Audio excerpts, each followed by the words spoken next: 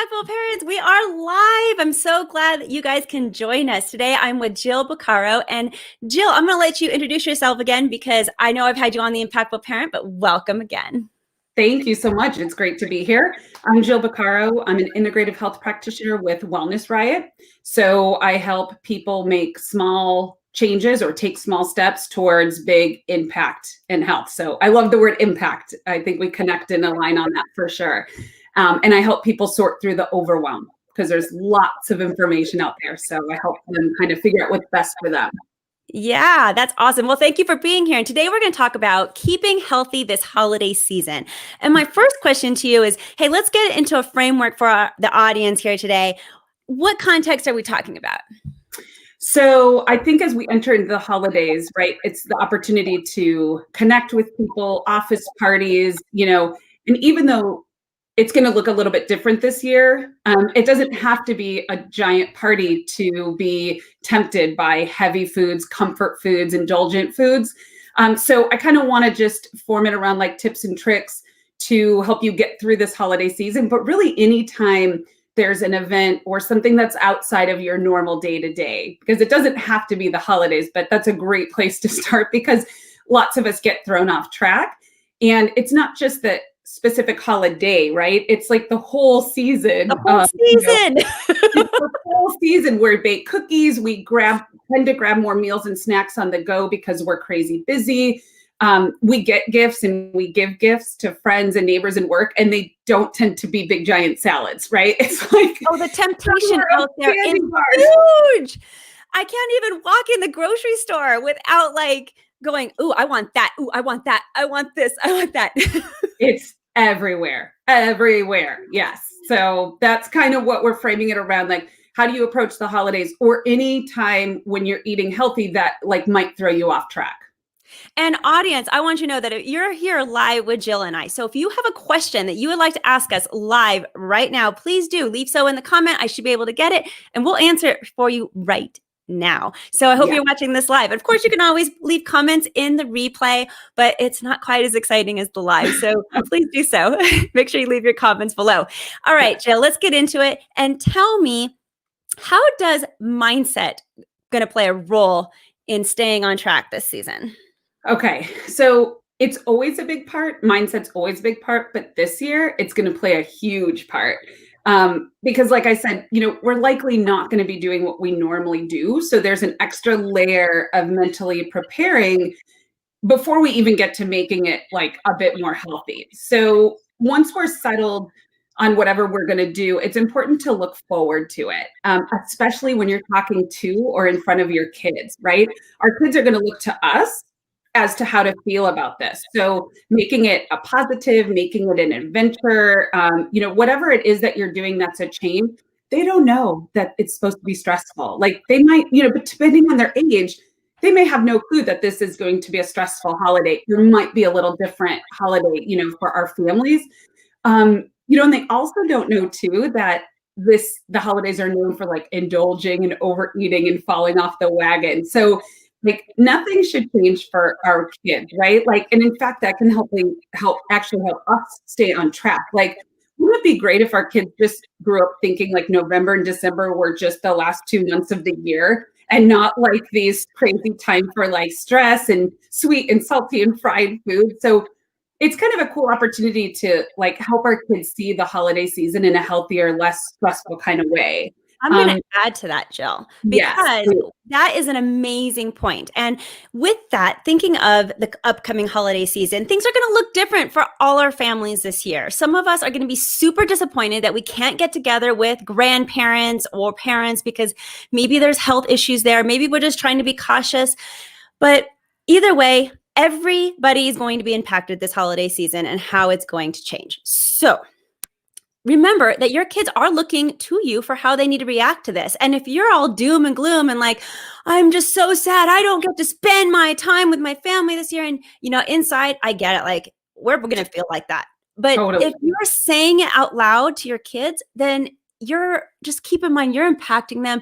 They're going to look at it the same way. Now they're going to be disappointed, and it really makes a difference. And we have a question, Jill, already. So I would like to show this to you. Yeah. So the question is, Jill, how do you suggest one prepares for a family gathering to prevent overindulging?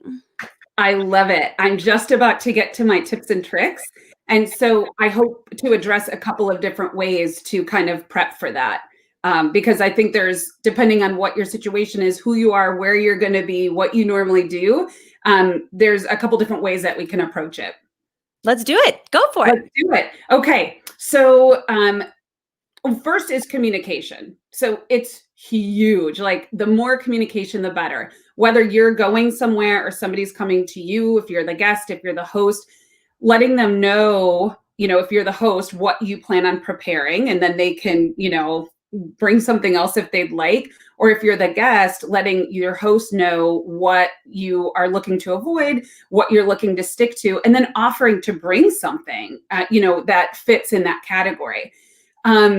It's better to have this conversation before the holiday. That was my big tip, because once you get there, nobody can do anything about it, right? It's already the day they've prepared the meal or you've prepared the meal. And, there's a lot of food sensitivities. There's a lot of diet and eating plans and allergies. Most people are aware, and they will accommodate if they at all can, if they're able to. So number one is just communicate, making sure that everybody knows like what you're trying to do. Number two is blame your doctor, your spouse, your trainer, your health coach. Something like, I'd love to have this giant piece of cake, but my trainer has me on this plan for the next 3 weeks. And with that, follow up by saying something about like how good you're feeling, like you thought you were going to hate it, but now you really enjoy the adventure and you don't have the cravings that you used to, and your taste buds have changed. So it's okay to put the blame, because a lot of times socially that just is easier, but then follow it up with like the positive benefits that you are, feeling, or like how you truly feel about it. Okay, so 3, be positive and non-judgmental. So this comes kind of back to mindset, right? When people are approached with a healthy eater, many people are forced to take a look at their own diet.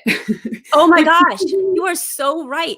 I get like inside shame because I'm not the best healthy eater. I'm just gonna tell you right now. I'll admit it. I'm not horrible, but I'm definitely by no means healthy.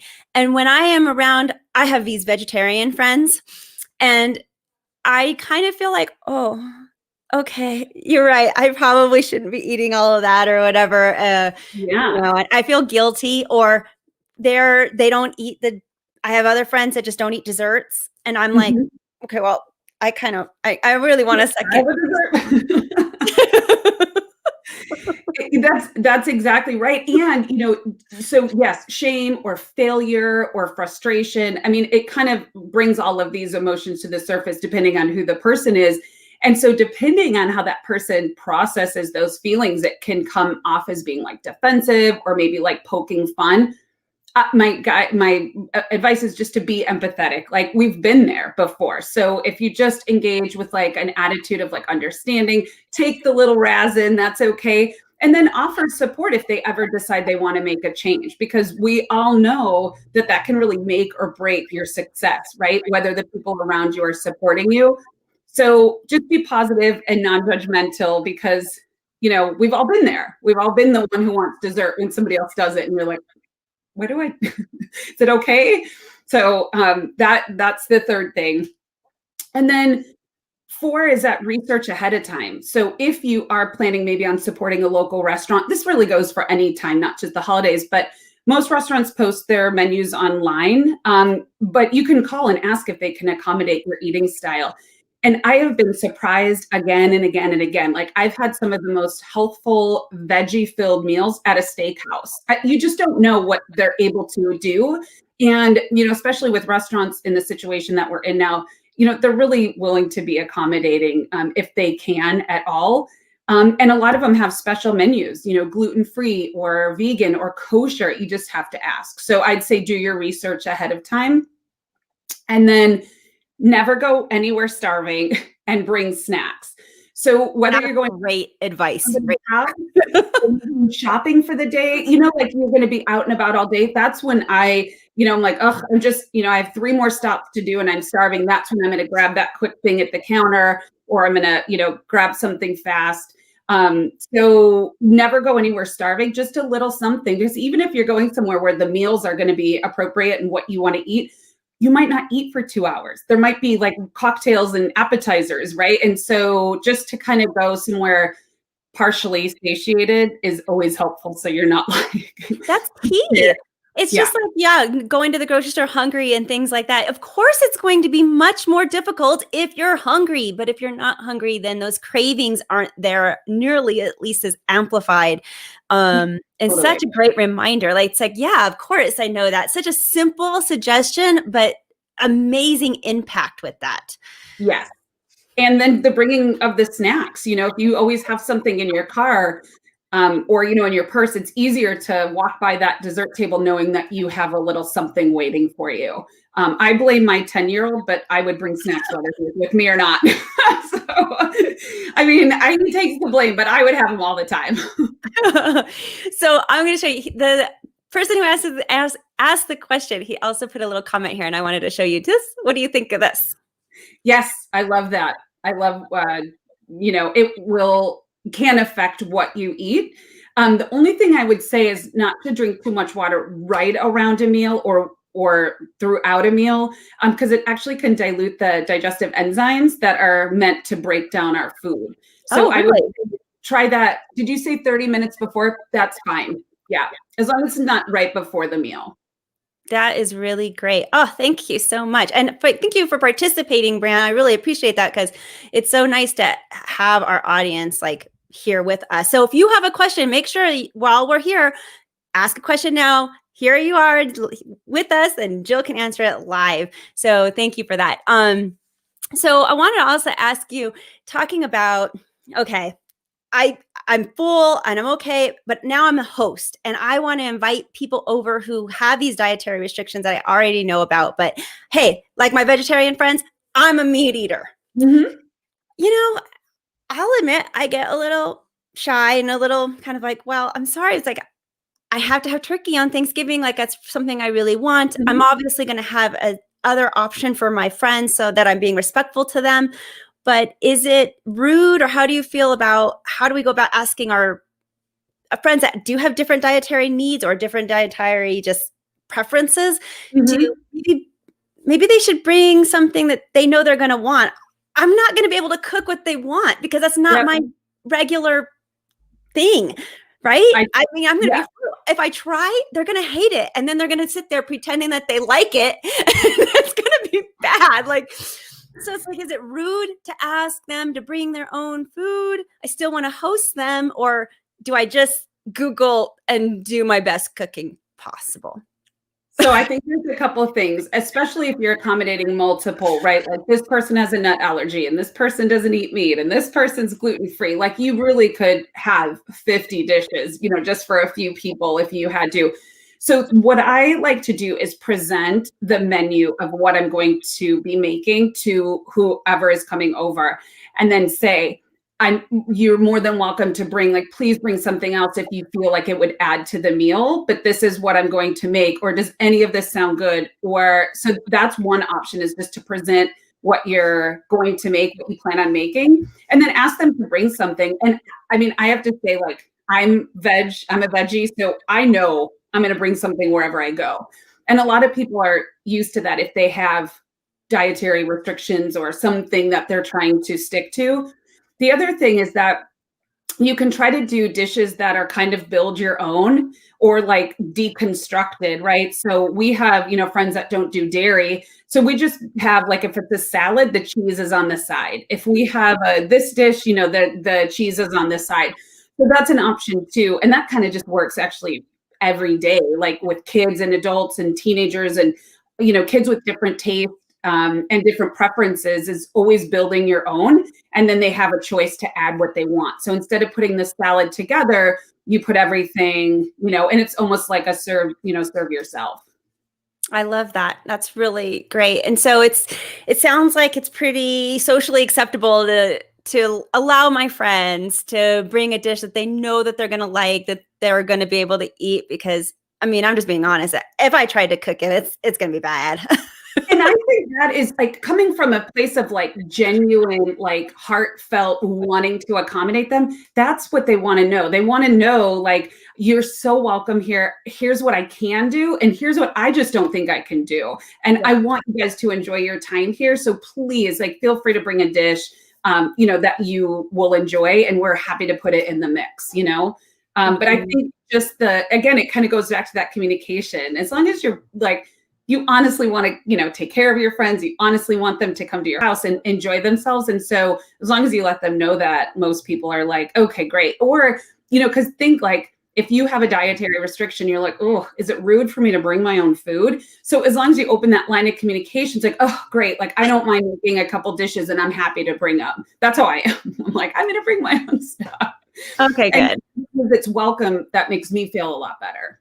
And I would assume that if they're not comfortable with me eating meat products in front of them, that they just wouldn't even come. That's, guess, my assumption to that. Yeah, probably. I mean, and it really does depend on the person, but you're right. I think if they know that's how you eat and they don't want to be a part of it, that's certainly their decision. Yeah. I'm going to switch gears a little bit and I'm going to talk a little bit about staying healthy because of COVID right now. Mm-hmm. And just throw out that I'm in no way a medical professional. I do have a brother.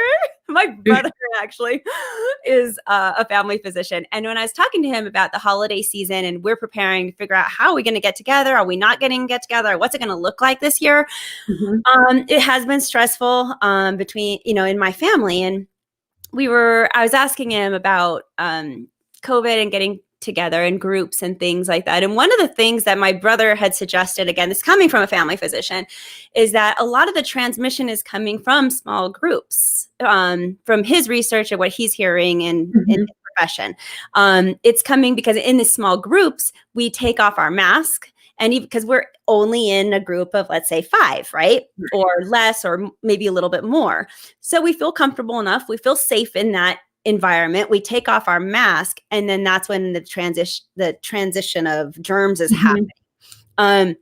So I'm just going to throw that out as we're talking about staying healthy this holiday season, even though you're around your little tiny social group of people, even though it's your family. I'm just going to encourage everyone to continue wearing their masks, even when you're inside in that little small setting. I know it's a drag and it's a bummer and it's somewhat uncomfortable, but it feels like that's where, that's what I'm hearing from at least this medical professional. A lot of this is happening and the spreading is coming from, not necessarily anymore from our travel and other things, because we're being careful there. We're wearing our masks when we're out of the house. We're cleaning and sanitizing. It's when we get in the home, in our small group, we let down our guard, I guess. Yeah.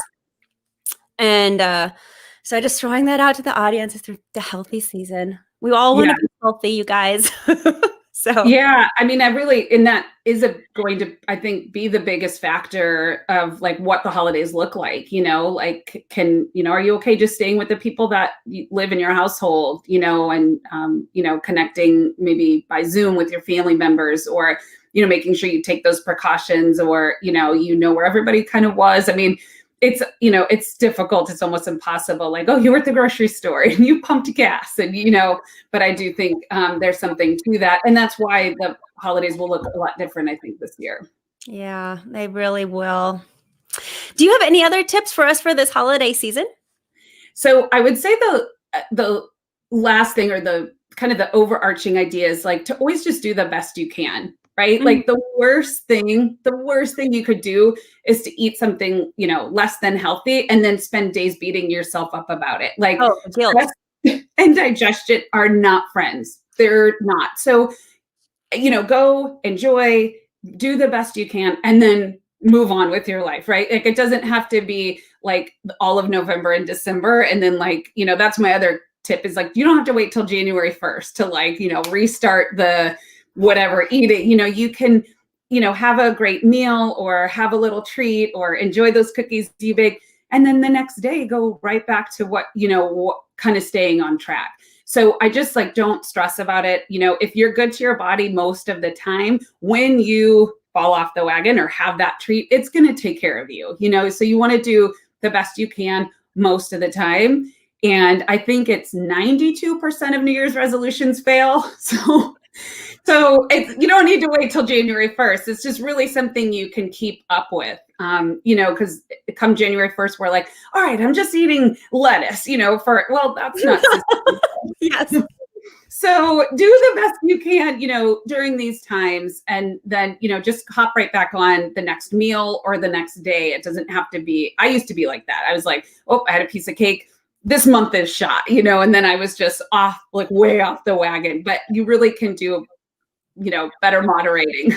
Yeah. And, I got an additional question as you're talking. I just was thinking a lot of us are emotional eaters. And because this holiday season is, well, let's just say it, a little depressing because of what's happening, I can see a lot of people emotionally eating. And yeah, I can, it's okay to indulge from here or there, but do you have any last pieces of advice for those emotional eaters so that we don't fall down that rabbit hole of eating too much and then feeling so guilty? And then it kind of goes back to that mindset thing you were talking about earlier. Yep. But can you talk a little bit more about that? Yeah. So I always think that whatever you're doing, whatever your goal is, right, is to keep that in mind, like keeping your why in mind. So why did you want to eat healthy in the first place? And don't just say like, I want to lose weight, because I'm going to ask you, why do you want to lose weight, right? Why do you want to eat clean? And connecting that, like, is it because you want to be able to play with your kids and keep up with them? Is it because you want to join that running group? And always keeping that in mind is going to help, right? Like, what is your why? And I get it. Like, we're at, exhaustion level with, what the rules are and, accommodating homeschooling and things like that. So I would say one is just keeping your why in mind. Like, why would you want to, why would you ever want to eat healthy, or why did you start eating healthy? And the other thing is that, oh wait, what was the other thing I was going to say? There are foods that affect your emotions, right? So know that when you eat, lots of sugar, lots of heavy foods, you're not going to feel great. I mean, you're going to feel like more tired. You're not going to feel like, great when you wake up in the morning. So really kind of tracking like what you're eating and how you're feeling, I think is a big like, oh, every time I eat this, I wake up feeling kind of groggy. Or every time I have this in the morning, I want to take a nap at 2:30. So just knowing that like there are foods that are like mostly like veggies and fruits and healthy fats and things with antioxidants like blueberries and even dark chocolate. So that's a good one. They help your mood. They're called like good mood foods. And so they really can help you kind of, get through what we're going through, or it's not easy for anybody. And so I share that with everybody. I share the stress levels and how it's easy to just go for something, like comforting, because that's what we need. We want comforting. So you can find better versions of what your normal comfort foods are. If you normally are like a chips, maybe you could get a baked chip or a cracker, like just kind of move in that direction, something that's going to satisfy that need, but is maybe one or two steps like in the direction of healthy. I love this. Great advice today from you, Jill. Thank you so much. And before we close, I want everybody to know, where can they get a hold of you if they want more advice from you? Absolutely. So my website is wellnessriot, RIOT.com. Wellness should be a riot. It should be fun and happy, and we should feel like excited that we're feeling good. But you can book a free 30-minute consult there. You can see my my Facebook page, my Instagram. You can follow me wherever. All that information's on wellnessriot.com. Thank you. And don't forget, you could put that in the comments down below because all these are live. So just go to The Impactful Parent on my Facebook, where this is being advertised. It's also on LinkedIn right now. This is also on YouTube right now. So you can go at any of those and write in the comments your how people can get a hold of you. And it should be right down there then. I love it. Thank you, everybody, for showing up today. I really appreciate it. Remember, you got this. We're just here to help.